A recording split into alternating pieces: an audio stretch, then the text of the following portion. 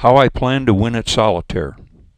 For more detailed information, go to my website at spaco.org/sol.htm.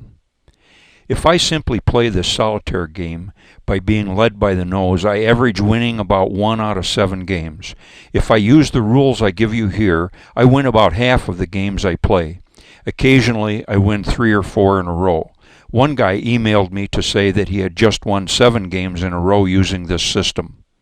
There are 2 major processes to follow for winning 3-card draw Klondike solitaire. By the way, single card draw is cheating as far as I am concerned. Process number 1 is to choose a good hand, and process number 2 is to play thoughtfully, following a clear set of rules that maximize your chances of winning. So here we go. Process number 1, choose a good hand. This hand, the one you're seeing, has 4 moves available before any cards need to be turned over or taken from the stack. It's a pretty good bet that you will win, but winning is never absolutely guaranteed. On the other hand, you might win any hand that is dealt to you just by luck of the draw.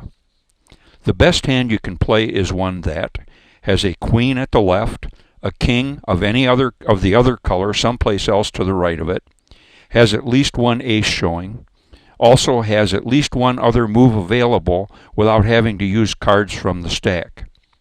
In general, high cards are better than low cards in the initial hand. Never play a hand that has duplicates of any value regardless of color, aces and kings excepted. But don't play a hand that has more than 2 kings. Never play a hand where there are more than 4 even-numbered cards unless they will play on the odd card showing. It may take several deals to find this great hand, but hey, you do want to win when you play, don't you? And to the degree that the hand you deal fails to meet all those criteria, you will win less often over a period of time. The second process, which is play to win, means you should follow these rules.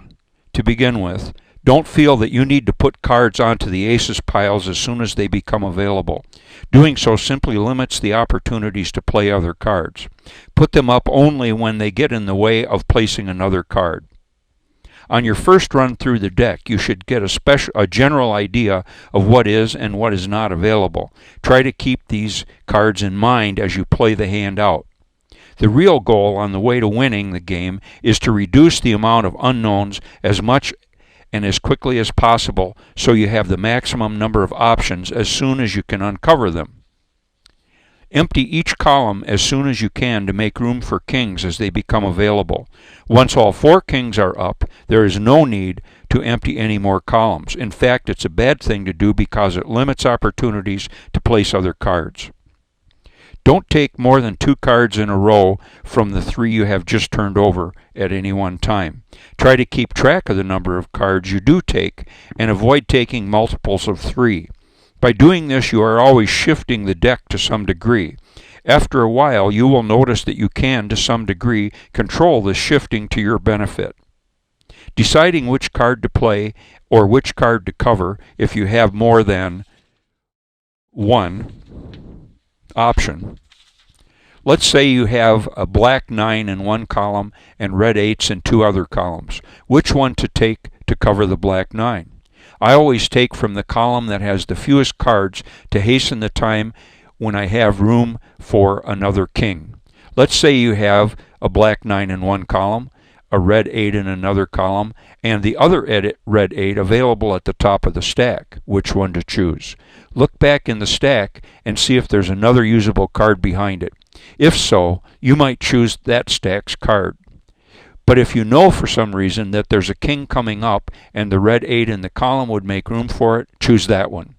Number 3. Yes, I know I said there were only 2 processes, but this is kind of my closing. The computer plants a random seed number when you start the program. Some seed numbers seem to generate better opening hands than others. If you are having a really hard time getting decent hands, close the solitaire program and reopen it to generate a different seed. My personal goal is to solve each hand as quickly as possible. To me, solving the game is reaching the point where all the values are equal at the bottom of each column, as you see in the game in front of you. In most cases, I do know that I have won before I reach that point, but I have simply standardized winning to that point for myself. Many people have told me about the ways they have learned to cheat the game, but who's being cheated if you are playing against yourself? You are your own competition. You should work to improve your own personal best and improve your own brain function in the process. I figure that I should be able to solve most hands in 120 seconds or less. 95 seconds is very good. I never take longer than 200 seconds, no matter how tough a puzzle it is. And at 75 years of age, it's my own personal Alzheimer's test.